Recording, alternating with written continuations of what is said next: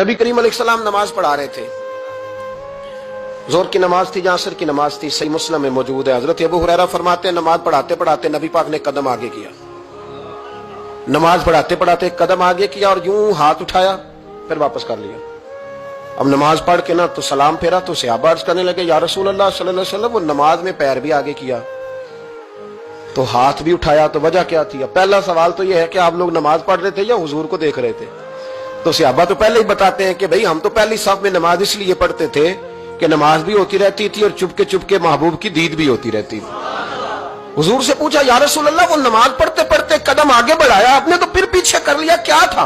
और हाथ उठाया तो फिर आपने नीचे कर लिया। तो नबी करीम फरमाने लगे नमाज पढ़ाते पढ़ाते जब मैंने कहा ना समी अल्लाहु लिमन हमीदा, अचानक मेरी नजर उठी तो जन्नत में चली गई। नजर उठी तो जन्नत में, तेरे लिए 2-4 कदम अर्श बरी है। तो महबूब फरमाते हैं जब मेरी ऊपर नजर गई ना तो मैंने देखा कि अंगूरों का एक खोशा लटक रहा है जन्नत में, तो मैंने हाथ बढ़ाया कि तोड़ लूं। हुजूर खड़े हैं मस्जिद नबवी में और फरमाते हैं कि मैं यहां खड़े होकर हाथ ऊंचा करूं तो मेरा जन्नत तक पहुंच जाता है। फरमाया मेरा इरादा हुआ कि वो खोशा जन्नत का तोड़ लूं और जरा मैंने पैर आगे बढ़ाया ही था तो मेरे दिल में ख्याल आया कि जन्नत राज है तो राज ही रहनी चाहिए, ये राज खोल गया तो मजा नहीं आएगा।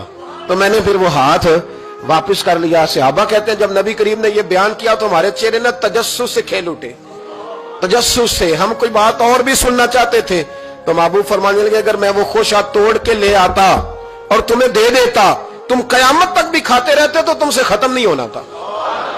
ये सही मुस्लिम की हदीस है। ओ भाई, मेरे रसूल करीम के वाक़या में राज पे शिकवा करना, कहना समझ में नहीं आती कैसे गए थे।